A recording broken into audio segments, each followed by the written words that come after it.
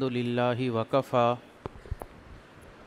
وسلام على عباده الذين اصطفى أما بعد فأعوذ بالله من الشيطان الرجيم بسم الله الرحمن الرحيم وَلْتَكُمْ مِنْكُمْ أُمَّةٌ يَدْعُونَ إِلَى الْخَيْرِ وَيَأْمُرُونَ بِالْمَعْرُوفِ وَيَنْهَوْنَ عَنِ الْمُنْكَرِ وَأُولَئِكَ هُمُ الْمُفْلِحُونَ وقال رسول الله صلى الله عليه وسلم إن الله يبعث لهذه الأمة على رأس كل 100 سنة من يجدد لها دينها سبحان ربك رب العزة عما يصفون وسلام على المرسلين والحمد لله رب العالمين اللهم صل على سيدنا محمد وعلى آل سيدنا محمد وبارك وسلم اللهم صل على سيدنا محمد وعلى آل سيدنا محمد وبارك وسلم اللهم صل على سيدنا محمد وعلى آل سيدنا محمد وبارك وسلم ان کے انداز کرم ان پہ وہ آنا دل کا ہائے وہ وقت وہ باتیں وہ زمانہ دل کا نہ سنا اس نے توجہ سے فسانہ دل کا زندگی گزری مگر درد نہ جانا دل کا کچھ نئی بات نہیں حسن پہ آنا دل کا مشغلہ ہے یہ بہت پرانا دل کا وہ محبت کی شروعات وہ بے تحاشا خوشی دیکھ کر ان کو وہ پھولے نہ سمانا دل کا میرے پہلو میں نہیں آپ کی مٹھی میں نہیں بے ٹھکانے ہیں بہت دن سے ٹھکانا دل کا بے جھجک آ کے ملو ہنس کے ملاؤ آنکھیں آؤ ہم تم کو سکھاتے ہیں ملانا دل کا نقش بر آب نہیں وہم نہیں خواب نہیں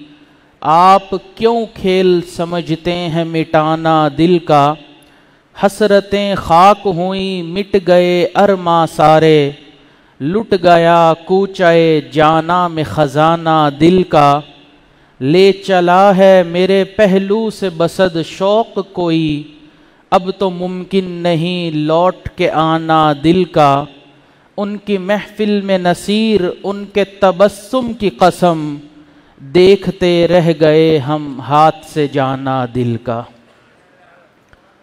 اللہ رب العزت نے ہمیں جس دور میں پیدا فرمایا یہ قرب قیامت کا دور ہے اس دور میں بہت فتنے اور فسادات پچھلے تمام زمانوں سے زیادہ موجود ہیں زندگی کا ہر شعبہ اندر تک فرسودہ ہو چکا ہے اور دین کے ہر شعبے میں اتنا بگاڑ پیدا ہو چکا ہے کہ اس پیمانے کی اور اس گہرائی کے فساد کی نظیر تاریخ میں نظر نہیں آتی اس لیے آنے والے وقت کے فتنوں کا مقابلہ کرنے کے لیے امت کو تیار کرنے کی خاطر اصلاح بھی اسی طرح کی کامل اور مکمل درکار تھی کہ وہ اس فساد کو جڑ سے ہی اکھاڑ دے اور اس امت کی کشتی کو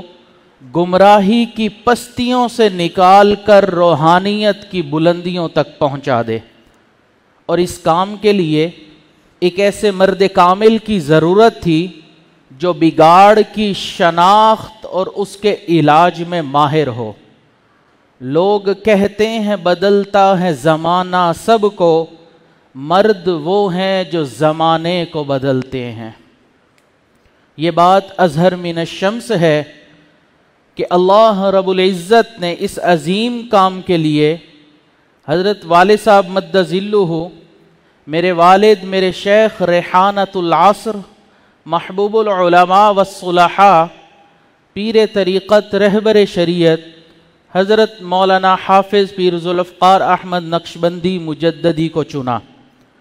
آپ بر صغیر کے افق پر ہلال رشد و ہدایت بن کے ابھرے اور دیکھتے ہی دیکھتے آپ کی روشنی سے پورا مطلع روشن ہو گیا۔ دلوں کی زمین آپ کی ابر رحمت سے سیراب ہو گئی اور یاس آس میں بدل گئی۔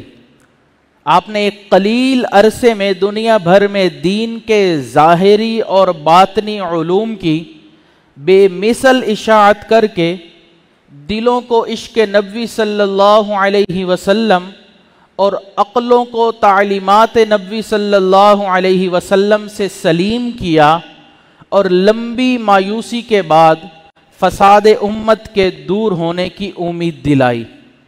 بقول حضرت مولانا خلیل الرحمن سجاد نعمانی حفظہ اللہ کہ جو امیدیں ہمارے حضرت سے پیدا ہوتی ہیں وہ صدی میں ایک بار نہیں بلکہ صدیوں میں ایک بار پیدا ہوتی ہیں۔ بڑی مدت سے ساقی بھیجتا ہے ایسا مستانہ، بدل دیتا ہے جو بگڑا ہوا دستور میں خانہ۔ سن 2021 کے سالانہ نقشبندی اجتماع میں اس عاجز نے آپ حضرات کے سامنے مجدد دین کی 13 علامات اور ان علامات کا مشاہدہ مجدد عصر کے اندر تفصیلاً عرض کیا تھا، اور وہ 13 علامات یہ تھیں کہ اگر کسی انسان نے مجدد کو پہچاننا ہے تو ان 13 علامات کو دیکھے تو پتہ چل جائے گا کہ وہ شخص اس صدی کا مجدد ہے۔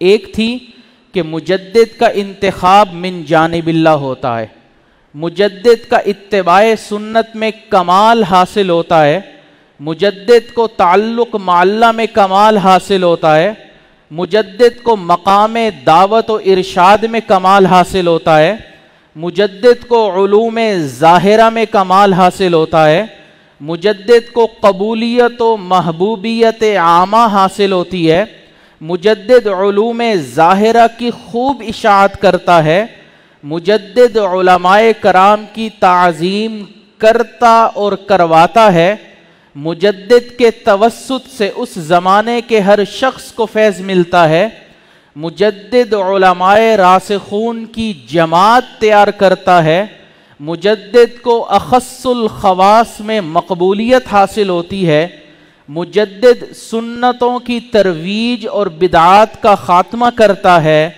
اور 13ویں علامت کہ مجدد کا فیض ملکوں پھیلتا ہے۔ تو اللہ رب العزت جس انسان کو بھی مجددیت کا مقام عطا فرماتے ہیں تو ان عمومی علامات کے ذریعے ان کی پہچان آسان ہو جاتی ہے، مگر اس پرفتن دور میں مجدد میں ان علامات کے علاوہ کچھ ایسی خصوصیات کا ہونا بھی ضروری محسوس ہوتا ہے جو دراصل اس وقت کے تقاضے میں تجدید دین کے تقاضے ہیں۔ اسی لیے اسی مضمون کو آگے بڑھاتے ہوئے ہم ان خصوصیات کا جائزہ لیتے ہیں اور اس بات کا مشاہدہ کرتے ہیں کہ وہ تمام خصوصیات جو اس وقت مجدد عصر کے اندر ہونا ضروری ہیں وہ اللہ رب العزت نے ہمارے شیخ کو عطا فرمائی ہیں۔ اس سے ایک بات تو یہ بھی ہمیں معلوم ہو جائے گی کہ اللہ رب العزت نے حضرت والد صاحب کو کن نعمتوں سے نوازا، اور ان کی دینی خدمات کا کچھ حصہ بھی ہمارے سامنے آ جائے گا۔ اب کوئی محبوب اور اس کا محب جب اپنے محبوب کے تذکرے سر عام کرتا ہے تو اس کو اس بات کی پرواہ نہیں ہوتی کہ لوگ سنیں گے تو کیا کہیں گے کہ یہ اپنے محبوب کے ہی تذکرے کر رہا ہے۔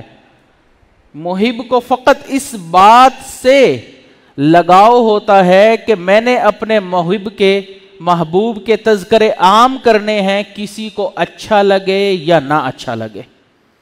اس پر کہنے والے نے کہا کہ پیمانے تیرے لب ہیں، آنکھیں تیری میں خانہ، جس نے بھی تجھے دیکھا تیرا ہوا دیوانہ، مشہور زمانے میں ہے دریا دلی تیری، ایک جام دے مجھ کو بھی اے ساقی مستانہ، اے شمع تیری لو میں وہ کون سی خوبی ہے، جو تجھ سے گلے مل کر جل جاتا ہے پروانہ، جو پاس ہے ساگر کے سب کچھ تیرا ساقی، جاں بھی تیرا تحفہ ہے دل بھی تیرا نذرانہ۔ تو اب ہم آتے ہیں کہ مجدد عصر میں کون سی خصوصیات ہونی چاہیے جو اس وقت ضروری ہیں تاکہ وہ تجدید دین کا کام کر سکے۔ سب سے پہلے مجدد عصر کی پہلی خصوصیت یہ کہ اللہ رب العزت ان کو ایک جامع ترین اصلاحی لائحہ عمل عطا فرماتے ہیں۔ آج تک یہ دستور رہا کہ دین کے مختلف شعبوں کی اصلاح کے لیے الگ الگ مجدد آئے، اور ان کا تعلق اسی شعبے سے رہا جس کی اصلاح کا کام انہوں نے سر انجام دینا تھا۔ اس لیے وہ اپنے مخصوص شعبے میں پیدا شدہ بگاڑ کو بہتر سمجھتے تھے اور اس بگاڑ کو دور کرنے میں زیادہ مؤثر تھے۔ حضرت مولانا سید زوار حسین شاہ رحمۃ اللہ علیہ فرماتے ہیں کہ مختلف صدیوں میں جس قدر مجدد گزرے ہیں، کوئی دین کے تمام شعبوں کا مجدد نہیں ہوا، بلکہ خاص خاص شعبوں کے مجدد ہوتے رہے۔ یہی وجہ ہے کہ ایک ایک وقت میں متعدد مجدد نظر آتے رہے، کوئی علم حدیث کا، کوئی فقہ کا، پھر اس میں کوئی فقہ حنفی کا تو کوئی فقہ شافعی کا، کوئی علم کلام کا مجدد تو کوئی سلوک و احسان کا۔ پھر آگے فرماتے ہیں کہ ایسا بھی ہوا کہ اللہ رب العزت کسی ایسے کامل اور مکمل انسان کو اس دنیا میں بھیجتے ہیں کہ جس کا تجدیدی کام دین کے زیادہ شعبوں کے اوپر محیط ہو۔ اس حوالے سے فرماتے ہیں کہ اس کے باوجود ایسا بے شک ہوا کہ اللہ تعالیٰ کسی زمانے میں اپنے کسی بندے سے کوئی بہت بڑا تجدیدی کام لیں اور اس کے ذریعے بہت شعبوں کی تجدید کروائیں، اور یہ فرق ایسا ہی ہے جیسے نبیوں اور رسولوں کے کاموں اور ان کے درجات کا ہے، یعنی کہ جتنا مجدد کا کام جتنے شعبوں میں ہوگا اس کا درجہ باقی مجددین سے اتنا ہی بلند اور بڑا ہوگا۔ اور یہ بات بھی نہایت موزوں ہے کہ ایسے مجدد کو ایسے وقت میں بھیجا جائے جب دین کے اکثر شعبوں میں بگاڑ اپنے عروج پر ہو۔ اگرچہ دنیا میں مختلف آرائیں پائی جاتی ہیں، مگر اس بات پر سب متفق ہیں کہ قرب قیامت کا یہی دور شدید فتنے اور فساد کا دور ہے، اور مسلمانوں کے دین کے اندر اتنا بگاڑ پیدا ہو گیا ہے کہ زندگی کا کوئی پہلو اور دین کا کوئی شعبہ بھی اس فساد سے محفوظ نہیں۔ آج مسلمانوں کے عقائد کو دیکھیں، ان کی عبادات کو دیکھیں، ان کے آپسی معاملات کو دیکھیں، ان کے اخلاق کو دیکھیں، انفرادی اور اجتماعی ہر سطح پر، ہر طبقے میں نبوی تعلیمات بلکہ انسانیت کے تقاضے بھی فراموش ہوتے آپ کو نظر آ رہے ہوں گے۔ یہ انتہائی فرسودہ اور پرفتن نظام پوری دنیا میں رائج ہے کہ مسلمانوں کا عمل حضور انور صلی اللہ علیہ وسلم کی تعلیمات سے اتنا دور جا چکا ہے کہ حق و باطل آپس میں ایسے خلط ہو چکے ہیں کہ اصل دین کی شناخت ہی مشکل ہو گئی ہے۔ ایسے فساد کے دور میں وقت کے مجدد کا کام دین کے ہر شعبے پر محیط ہونا لازم ہے، کیونکہ اس جامعیت کے بغیر حقیقی اصلاح متصور ہی نہیں ہو سکتی۔ اب اس پہلی خصوصیت کا ہم مشاہدہ کرتے ہیں کہ اللہ تعالیٰ ان کو ایک اصلاحی لائحہ عمل عطا فرماتے ہیں جو انتہائی جامع ہوتا ہے۔ تو ہم دیکھتے ہیں کہ اللہ تعالیٰ نے حضرت والد صاحب کو دین کے مختلف شعبوں میں کام لیا اور خوب کام لیا۔ چند ایک آپ کے سامنے عرض کرتا ہوں کہ ان میں سے ایک شعبہ ہے تعلیم و تعلم کا، کہ اگر آپ تعلیم و تعلم کے شعبے کو دیکھیں تو اس کے تحت بھی دو شعبے آتے ہیں، ایک مدارس قائم کرنا اور دوسرا درس و تدریس کرنا۔ آپ دیکھیں تو حضرت والد صاحب نے پوری دنیا میں مدارس کا ایک جال بچھایا جہاں ہزاروں لوگ علم دین حاصل کر رہے ہیں، اور اسی میں اب وقت کے تقاضے کے لیے آپ نے آن لائن مدرسہ بھی کافی سالوں سے شروع کیا جو ای مہد کے نام سے ہزاروں لوگوں کو اپنے اپنے ملکوں میں ہی دین کی تعلیم دے رہا ہے۔ اور دوسرا یہ کہ آپ نے باقاعدہ عملاً خود تدریس بھی فرمائی، آپ نے تفسیر، حدیث اور فقہ کے دروس طلباء کو دیے۔ تفسیر میں آپ کی وہ تمام تفاسیر کتابی شکل میں دستیاب ہیں، جس میں آپ کو سورۃ کہف کی تفسیر، سورۃ یوسف کی، سورۃ حجرات کی اور اسی طرح باقی سورتوں کی تفاسیر بھی مل جائیں گی۔ اور حدیث میں آپ نے جو تدریس فرمائی اس میں آپ کو شمائل ترمذی کے نام سے اور انمول حدیث، علم حدیث، اس حوالے سے آپ کو ان کے دروس بھی مل جائیں گے۔ اور فقہ کے اندر آپ نے فقہ کے بنیادی اصول کے نام سے ایک ایسا جامع اور منظم کورس بنایا جو آپ نے مختلف ملکوں میں کروایا اور جس سے ہزاروں لوگ فائدہ حاصل کر چکے ہیں۔ تو یہ تمام چیزیں، یہ آپ کی خدمات ہمارے سامنے موجود ہیں۔ پھر آپ دیکھیں تو دین کا ایک شعبہ ہے تصنیف و تالیف کا، تو اس میں اگر ہم دیکھیں تو اللہ رب العزت نے حضرت والد صاحب کا اس میں ایک وسیع کام ہمارے سامنے نظر آتا ہے۔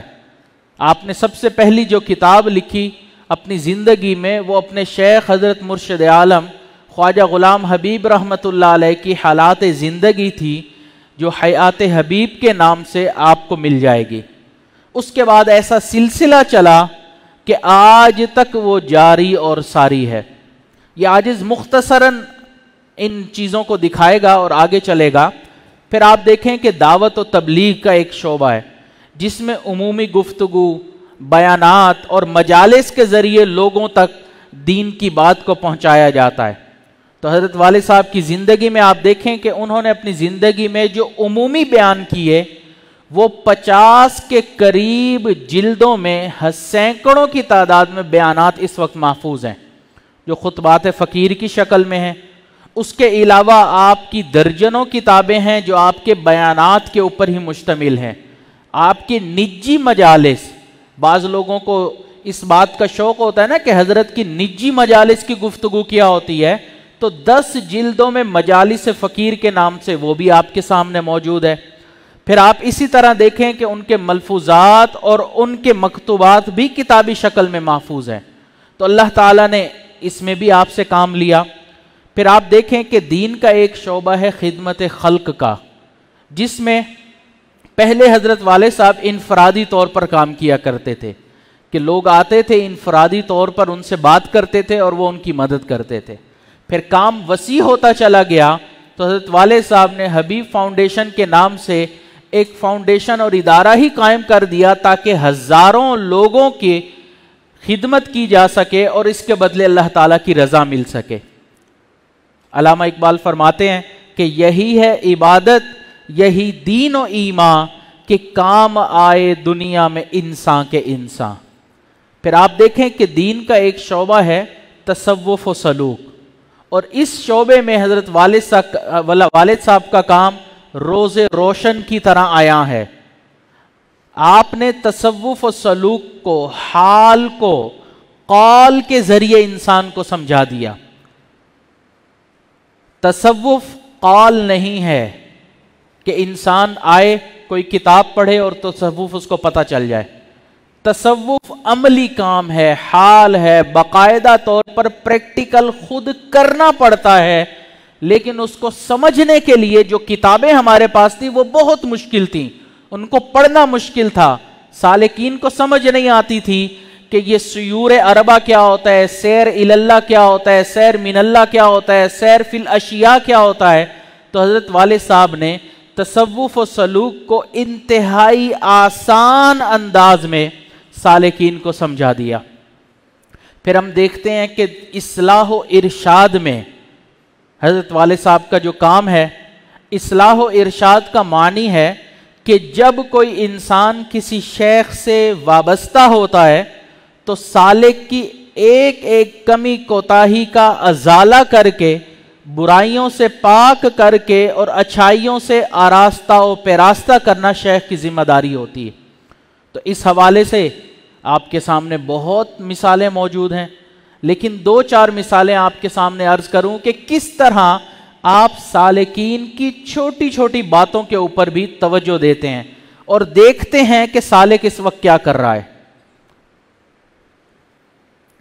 مثال کے طور پر یہ عاجز حرم مکہ میں موجود تھا، احباب بھی تھے، تو اعلان ہوا جنازے کا۔ تو حضرت والد صاحب مجھے فرمانے لگے کہ بچہ، جب اعلان ہوتا ہے جنازے کا تو یہ ایک غم کی خبر ہے کہ ایک مسلمان اس دنیا سے رخصت ہوا، اور غم کی خبر سن کر نبی علیہ الصلوۃ والسلام کی سنت یہ ہے کہ آپ دعا پڑھتے تھے انا للہ و انا الیہ راجعون، لیکن ہم نے دیکھا کہ اکثر لوگ حرم مکہ اور مدینہ میں جنازے کا اعلان سن کر یہ دعا نہیں پڑھتے۔ ان کے ذہن میں بھی یہ نقطہ نہیں جاتا کہ یہ ایک غم کی خبر ہے جو ہم نے سنی ہے اور ہم نے یہ دعا پڑھنی ہے۔ تو یہ بات ہمیں سمجھ آ گئی۔ پھر آپ دیکھیں کہ ایک مرتبہ یہ عاجز مصلی امامت کے اوپر کھڑا ہونے لگا تو فرمانے لگے نماز کے بعد کہ بچہ، جب آپ مصلی کے اوپر کھڑے ہوئے تو آپ نے بایاں قدم پہلے رکھا۔ مصلی بمنزلہ مسجد کے ہے، جو مسجد کا حق وہی مصلی کا، اس لیے اس کے اوپر قدم رکھتے ہوئے پہلے دایاں قدم رکھا کرو۔ اب یہ بالکل چھوٹی بات، کسی کو اندازہ بھی نہیں ہوتا۔ پھر ایک مرتبہ نماز میں تلاوت کی تو اس عاجز نے پہلی رکعت میں کسی سورت کے درمیان سے کوئی حصہ پڑھ لیا اور دوسری رکعت میں کوئی چھوٹی سورت مکمل تلاوت کر لی۔ تو بعد نماز کے حضرت والد صاحب نے فرمایا کہ بچہ، پہلی رکعت زیادہ کامل ہونی چاہیے۔ اگر آپ نے پہلی رکعت میں کسی سورت کے درمیان کا کوئی حصہ پڑھا ہے تو دوسری رکعت میں بھی کسی سورت کا درمیانی حصہ ہی پڑھیں تاکہ بیلنس ہو جائے۔ اگر پہلی رکعت میں مکمل سورت پڑھیں تو پھر دوسری سورت میں اختیار ہے کہ مکمل پڑھیں یا کچھ آیات تلاوت کریں۔ لیکن ہم نے یہاں اپنے معاشرے میں دیکھا کہ اکثر امام پہلی سورت میں کسی بھی قرآن مجید کے حصے سے 3-4 آیات پڑھتے ہیں اور دوسری رکعت میں پارہ اما کی کوئی چھوٹی سی سورت پڑھ دیتے ہیں۔ فرمایا پہلی رکعت زیادہ کامل ہونی چاہیے۔ اب یہ بالکل چھوٹی سی بات ہے، اب انسان کے اندر فقاہت ہو، دین کی سمجھ ہو، تب اس کے اوپر یہ نقطے گزرتے ہیں۔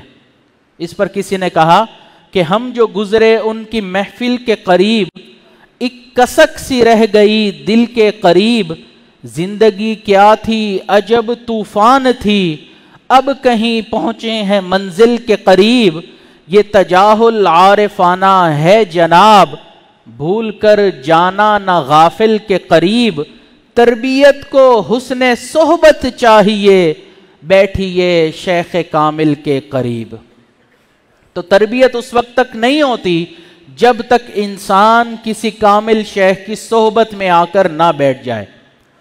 تو یہ اس دور میں مجدد عصر کی پہلی خصوصیت محسوس ہوتی ہے کہ اللہ رب العزت ان کو ایک جامع لایا عمل عطا فرماتے ہیں جس سے وہ اصلاح کرتے ہیں۔ دوسری خصوصیت، مجدد عصر کے اصلاحی پروگرام اس بات کا تقاضا کرتی ہے کہ ان کا تعلق صوفیاء کرام کی جماعت سے ہو۔ اس خصوصیت کی وجہ کیا ہے؟ وجہ یہ ہے کہ سب حضرات اس بات پر متفق ہیں کہ یہ فساد کا دور ہے، تو اس بات پر بھی متفق ہیں کہ اس بگاڑ کے پیچھے کوئی اور نہیں بلکہ خود حضرت انسان ہے۔ اس وقت دنیا میں جتنا بگاڑ ہے اس کے پیچھے کوئی جنگل کے جانور اور درندے تو نہیں ہیں، خود حضرت انسان ہے۔ یہ کہہ کے بند کر دیا سانپوں کو سپیروں نے کہ انسان کو ڈسنے کے لیے انسان ہی کافی ہے۔ تو اس وقت اس بگاڑ کے پیچھے انسان ہے۔ تو اب اہل فکر، اہل عقل اپنا سر اور ماتھا جوڑ کر بیٹھے کہ اس بگاڑ کو کیسے ختم کیا جائے، انسان کے اعمال میں تبدیلی کیسی لائی جائے۔ تو تو اس کے لیے انہوں نے یہ کہا کہ کچھ ایسے قوانین بنا دیے جائیں اور ان قوانین کو سختی سے لاگو کیا جائے تاکہ برائی کرنے والے اس برائی سے بچ جائیں۔ بعض حضرات نے یہ رائے دی کہ نہیں، انسان کی سوچ اور عقل بدل دی جائے اور اس کے لیے نظام تعلیم کو بدل دیا جائے۔ جب نظام تعلیم بدلے گا تو انسان کی سوچ بدلے گی، انسان کی سوچ بدلے گی تو انسان بدلے گا۔ اب یہ ہر اہل فکر اور مکتبہ فکر نے اپنی اپنی رائے دینا شروع کر دی۔ حقیقت میں یہ دونوں حضرات اس نقطۂ نظر مسئلے پر پہنچے ہی نہیں جو ہمیں 1400 سال پہلے نبی علیہ الصلوۃ والسلام نے بیان فرما دیا تھا۔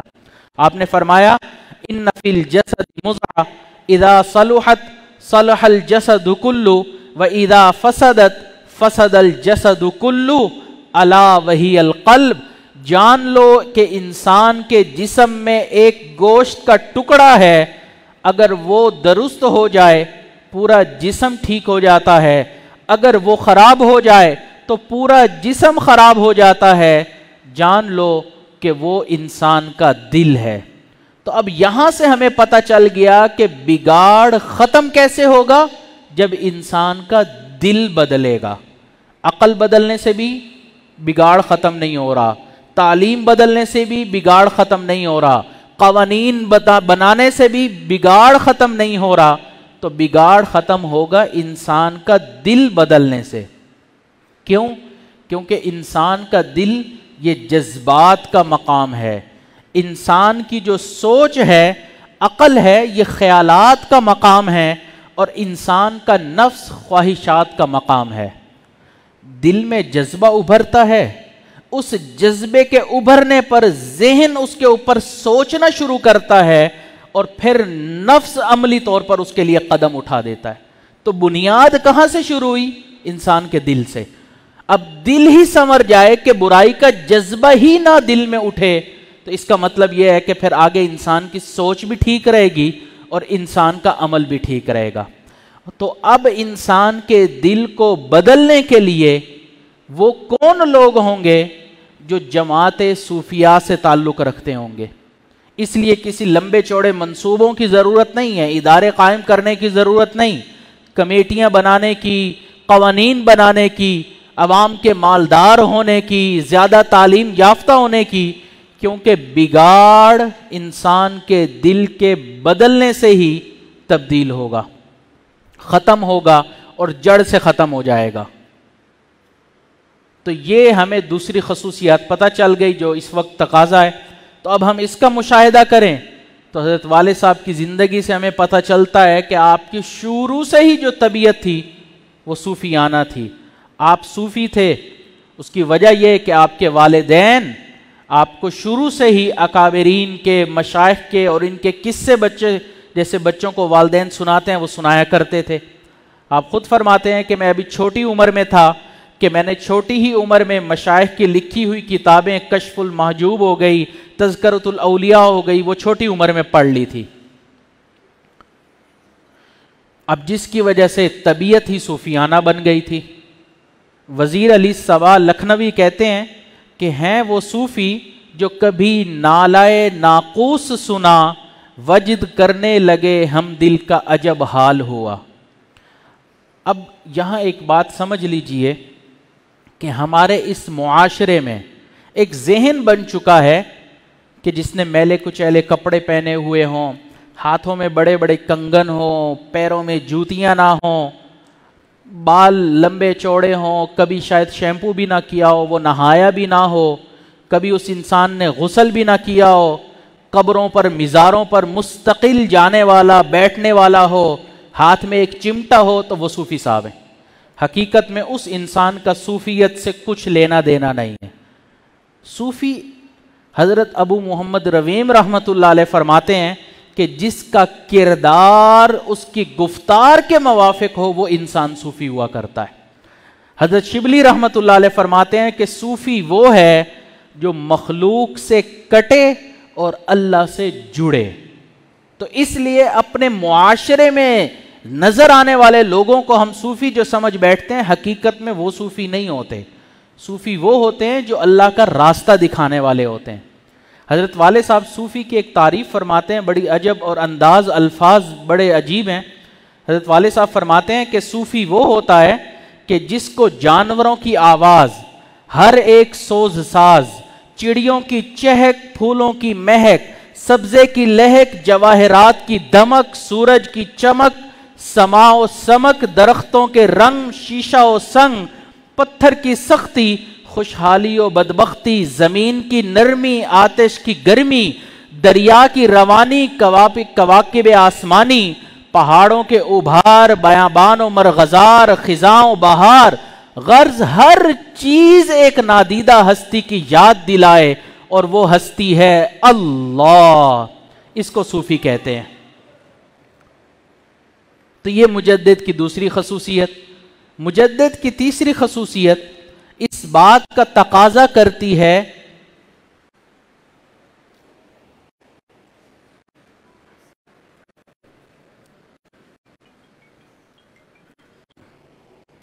آدھا گھنٹہ ہوا ہے۔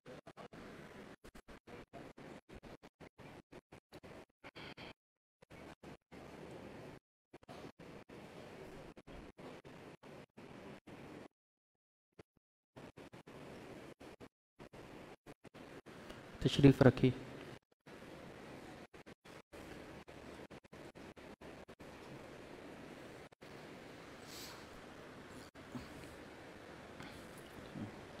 تشریف رکھیے پلیز۔ مجدد عصر کی تیسری خصوصیت اس بات کا تقاضا کرتی ہے کہ ان کا تعلق سلسلہ عالیہ نقشبندیہ مجددیہ سے ہو۔ کیوں؟ کیونکہ اس زمانے میں فساد امت کو دور کرنے کے لیے جو سب سے زیادہ موضوع اور مؤثر سلسلہ ہے وہ نقشبندیہ اور مجددیہ ہے۔ باقی تمام سلاسل میں نفس کو مارنے سے ابتدا ہوتی ہے، اور سلسلہ عالیہ نقشبندیہ میں قلب کو سنوارنے سے ابتدا ہوتی ہے۔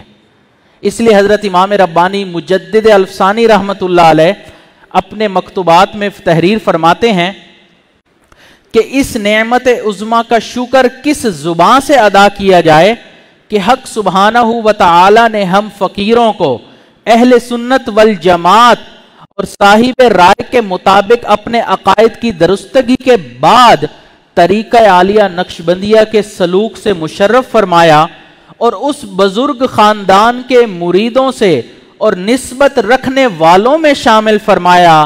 اس کے بعد حضرت مجدد صاحب فرماتے ہیں کہ اس فقیر کے نزدیک اس طریق میں ایک قدم رکھنا دوسرے سلسلوں کے 7 قدموں سے زیادہ بہتر ہے، کیونکہ باقیوں کے ہاں نفس کو مارنے سے ابتدا ہوتی ہے، اور ہمارے اس سلسلہ عالیہ نقشبندیہ میں انسان کے قلب کو سنوارنے سے ابتدا ہوتی ہے۔ اس لیے حضرت امام ربانی رحمت اللہ علیہ اپنے مکتوبات میں یہی بات فرماتے ہیں کہ ایک وقت جب قرب قیامت میں امام مہدی تشریف لائیں گے تو جس سلسلہ عالیہ نقشبندیہ میں ابتدا میں پہلے وہ ہوں گے وہ سلسلہ عالیہ نقشبندیہ ہوگا، اسی کی نسبت ان کو ملے گی۔ تو اس سے پتہ چلتا ہے کہ یہ اس وقت سب سے موزوں نسبت ہے کہ انسان جس کے ذریعے اس وقت بگاڑ کو دور کر دے گا۔ اب چونکہ حضرت والد صاحب بھی تشریف لا چکے ہیں تو اپنے مضمون کو بھی عاجز نے مختصر کرنا ہے، تو اس لیے اب مختصر طور پر عرض کرتا رہوں گا۔ تو یہ اب تیسری خصوصیت، اب اس خصوصیت کا مشاہدہ کریں تو حضرت والد صاحب کا شروع سے ہی مزاج صوفیانہ تھا، اور شروع سے ہی آپ نے جس سلسلہ عالیہ میں بیعت فرمائی تھی وہ سلسلہ عالیہ نقشبندیہ تھا۔ حضرت والد صاحب خود فرماتے ہیں کہ میں تقریباً 5-6 سال کی عمر کا تھا کہ اس وقت میں نے خواب دیکھا کہ حضرت سیدنا صدیق اکبر رضی اللہ تعالی جہاد میں ہیں، اور ان کے ساتھ بہت سارے لوگ ہیں جو جہاد کر رہے ہیں۔ فرماتے ہیں میں بھی ان کے ساتھ جہاد کر رہا ہوں اور میرے ہاتھ میں ایک جھنڈا ہے، حتیٰ کہ جہاد کرتے کرتے میں اس کی کے اندر شہید ہو گیا۔ فرماتے ہیں کہ بعد میں نے یہ ایک بزرگ حضرت بابو جی عبداللہ رحمت اللہ علیہ کو خواب سنایا، تو انہوں نے فرمایا چونکہ سلسلہ عالیہ نقشبندیہ مجددیہ کے سرخیل حضرت صدیق اکبر ہیں، ان سے یہ سلسلہ چلا، اس لیے ان کی معیت میں جہاد کرنا مطلب یہ ہے کہ آپ کو اس سلسلے میں داخل ہونا ہوگا. اور پھر دوسرا شہادت کا مطلب یہ بتایا کہ اسی سلسلے میں آپ کو فنا فی اللہ کا مقام بھی نصیب ہو جائے گا. تو شروع سے ہی اللہ تعالیٰ نے اسی رخ پر موڑ دیا. پھر اس کے بعد فرماتے ہیں کہ سن 1971 میں نے سب سے پہلی بیعت کی حضرت سید زوار حسین شاہ رحمۃ اللہ علیہ سے. کراچی کے تھے جن کو ایک اجازت و خلافتی حضرت فضل علی قریشی رحمۃ اللہ علیہ سے. تو تقریباً 10 سال کا عرصہ ان سے بیعت رہے. اس کے بعد دوسری بیعت چکوال شریف میں کی مرشد عالم حضرت خواجہ غلام حبیب رحمۃ اللہ علیہ سے. اور پھر اس کے بعد ان سے اجازت و خلافت ملی. اور پھر حضرت نے باقاعدہ طور پر تحریری طور پر فرمایا کہ جو نسبت آپ کو دی ہے اس کا کام کریں اور لوگوں میں اس کو پھیلائیں. تو اس سے پتہ چلتا ہے کہ آپ شروع سے ہی سلسلہ عالیہ نقشبندیہ مجددیہ میں تھے. یہ جو ہماری سند ہے نا سلسلہ طریقت کی نبی علیہ الصلوۃ والسلام تک، یہ بہت مضبوط سند ہے. یہ بات کرتے ہوئے کوئی انسان ریت کے ٹیلے پر نہیں کھڑا بلکہ پاؤں کے نیچے چٹان ہے. اتنی مضبوط سند ہے. جس طرح حدیث مبارکہ میں سند کی اہمیت ہے اسی طرح طریقت میں اس چیز کی اہمیت ہے کہ آپ کس شیخ سے تعلق رکھتے ہیں اور ان کا کن سے تعلق تھا.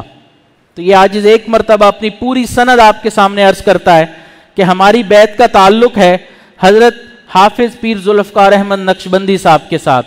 ان کا تعلق تھا حضرت پیر غلام حبیب رحمۃ اللہ علیہ، اور وہ حضرت خواجہ عبد المالک صدیقی رحمۃ اللہ علیہ، وہ حضرت خواجہ فضل علی قریشی رحمۃ اللہ علیہ، وہ حضرت خواجہ سراج الدین رحمۃ اللہ علیہ، وہ آگے حضرت خواجہ عثمان دامانی رحمۃ اللہ علیہ، وہ آگے حضرت خواجہ دوست محمد قندھاری رحمۃ اللہ علیہ، وہ آگے حضرت شاہ احمد سعید دہلوی رحمۃ اللہ علیہ، وہ حضرت خواجہ شاہ ابو سعید رحمۃ اللہ علیہ، اور وہ مجدد عصر حضرت شاہ غلام علی مجددی رحمۃ اللہ علیہ، وہ حضرت خواجہ مرزا مظہر جان جانا رحمۃ اللہ علیہ.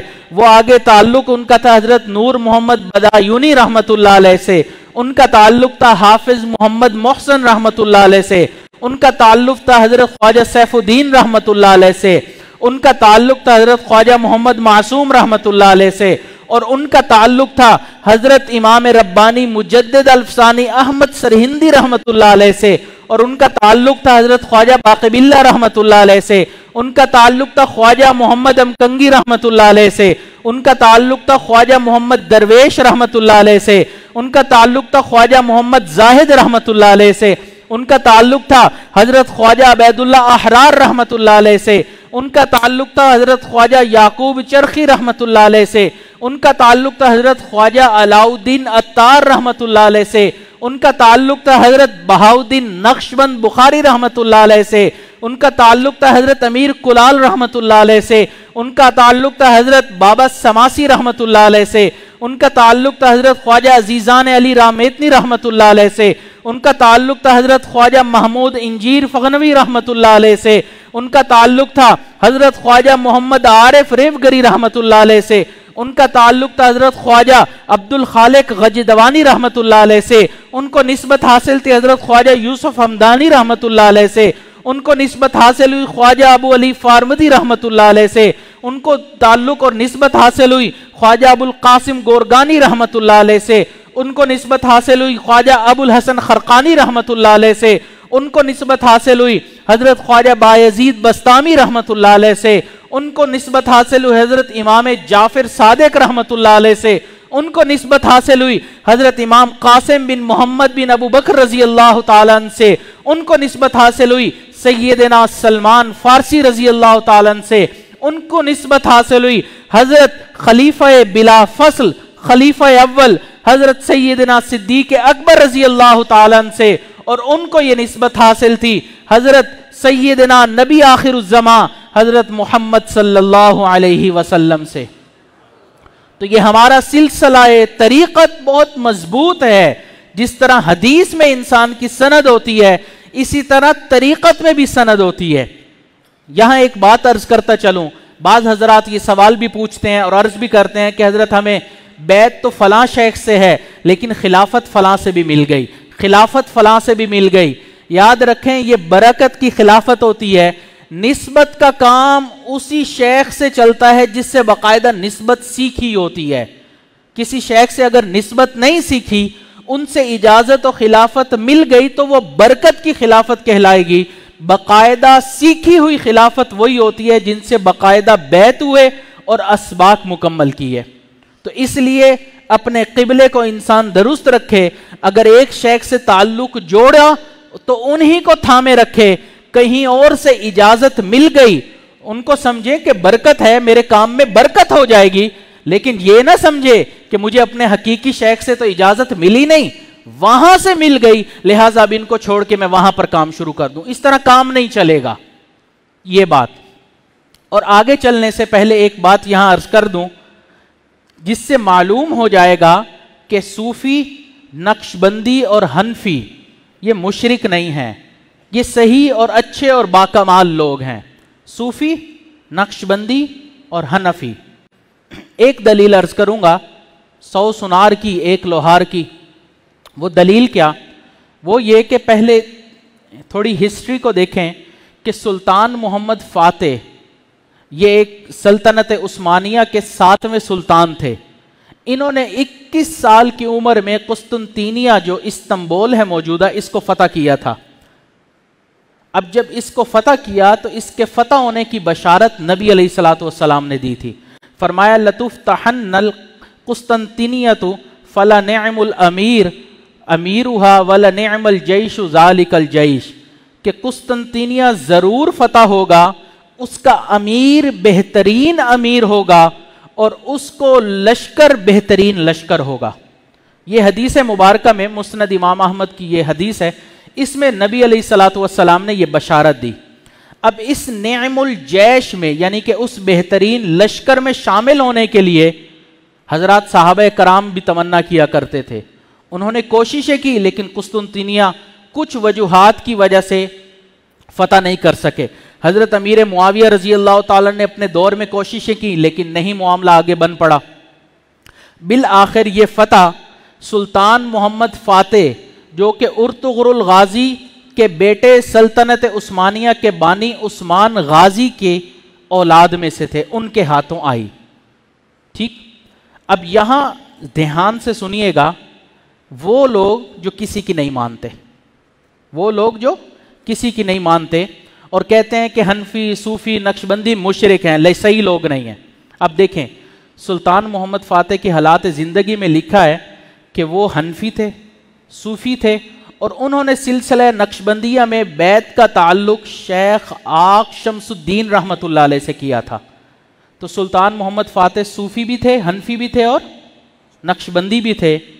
اب ایک طرف تو وہ لوگ کہتے ہیں کہ یہ مشرک ہیں، لیکن دوسری طرف جب ہم حدیث کو دیکھتے ہیں، حدیث ہمیں کیا بتا رہی ہے کہ وہ بہترین لوگ ہوں گے، وہ لشکر بہترین ہوگا. اب نبی علیہ الصلوۃ والسلام کسی مشرک کی تعریف تو نہیں کر سکتے. تو اس کا مطلب ہے صوفی بھی صحیح لوگ ہوتے ہیں، نقشبندی بھی صحیح ہوتے ہیں اور حنفی بھی صحیح ہوتے ہیں.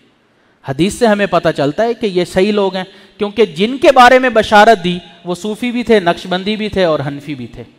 تو اس لیے وہ لوگ جو کسی کی نہیں مانتے نبی علیہ الصلوۃ والسلام کی مان لیں اور یہ سمجھ جائیں کہ یہ ایک دھوکہ ہے جس میں ہم پڑے ہوئے ہیں. کہنے والے نے کہا کہ تھک گئے سب کہتے دیوانہ ہمیں، آپ نے ہی دیر سے جانا ہمیں، بات چبھتی ہے اسے تھوڑی مگر ایسے ہی آتا ہے سمجھانا ہمیں. تو اب ظاہری بات ہے کہ اب اسی طرح انسان بات کرے گا. تو مجدد عصر کی یہ تیسری خصوصیت. چوتھی خصوصیت یہ کہ مجدد عصر اس بات کا تقاضا ہے کہ ان کو نسبت محمدی صلی اللہ علیہ وسلم میں درجہ کمال حاصل ہو. یہ نسبت محمدی کو سمجھیں کہ جہاں ہر نبی نے دعوت اللہ کا عمومی کام کیا، وہاں اپنی قوم کے کسی نہ کسی مخصوص فساد کو بھی دور کرنے میں خاص توجہ دی. مثال کے طور پر حضرت نوح علیہ السلام کی قوم نے پتھر کی مورتیوں اور مٹی کے ڈھیروں میں خدائی طاقتیں مانی تو حضرت نوح علیہ السلام نے اپنی واعظ و نصیحت کے ذریعے ان کے باطل معبودوں کی تردید کی. حضرت لوط علیہ السلام نے اپنی قوم جو جس گناہ میں مبتلا تھی اس کی اصلاح کی اور اس مرض کی نشاندہی کی۔ اصحاب الایکہ ناپ تول کی کمی کے اندر مبتلا تھے، تو حضرت شعیب علیہ السلام نے اس چیز کو اپنا غالب مشن بنایا اور اس پر خاص توجہ دی۔ انبیاء جامع کلمات ہوتے ہیں، لیکن اس دور میں جس کام کو زیادہ فساد ہوتا ہے اسی پر وہ خاص توجہ دیتے ہیں۔ اب اس دور میں نبی علیہ الصلاۃ والسلام نے چونکہ دل کے اوپر زیادہ توجہ دی تھی، اور اس دور میں بھی دل کے اوپر زیادہ توجہ دینی ہے، اس لیے جو اس وقت مجدد ہو وہ نسبت محمدیہ کا حامل ہو، اس کو نبی علیہ الصلاۃ والسلام سے خاص تعلق ہو، یعنی دوسرے الفاظ میں اس کا جو مشرب ہو وہ مشرب محمدی صلی اللہ علیہ وسلم ہو، وہ مشرب محمدی ہو۔ اب یہ مشارب کی الگ بحث ہے، چونکہ حضرت والد صاحب بھی تشریف لے آئے اس لیے یہ آج اس کے اندر نہیں پڑتا، مختصراً یہ کہ اس کا مشرب مشرب محمدی ہو۔ اب مشرب محمدی کی پہچان کیسے ہو؟ اس کی ایک پہچان تو یہ ہے کہ اس کے اندر نرمی ہوتی ہے۔ جو بھی مشرب محمدی سے تعلق رکھنے والا انسان ہوتا ہے اس کی طبیعت کے اندر نرمی ہوتی ہے، کیونکہ نبی علیہ الصلاۃ والسلام کی طبیعت میں انتہائی نرمی تھی۔ تو حضرت والد صاحب کو بھی اللہ نے نرمی عطا فرمائی، بلکہ حضرت مرشد عالم رحمۃ اللہ علیہ فرمایا کرتے تھے کہ آنے والے سالکین کو ڈانٹا کرو۔ تو حضرت والد صاحب فرماتے تھے حضرت بغیر ڈانٹے بات مان لیتے ہیں تو ڈانٹنے کی کیا ضرورت ہے۔ تو یہ ایک نشانی کہ طبیعت نرم مزاج ہوتی ہے۔ نمبر 2 کہ ان کا کام عالمی ہوتا ہے، علاقائی نہیں ہوتا، عالم کے اوپر ان کا کام محیط ہوتا ہے، کیونکہ نبی علیہ الصلاۃ والسلام کا کام بھی علاقائی نہیں تھا، عالمی تھا۔ تو اس نسبت کی بدولت اللہ ان کا بھی کام عالمی کر دیتے ہیں۔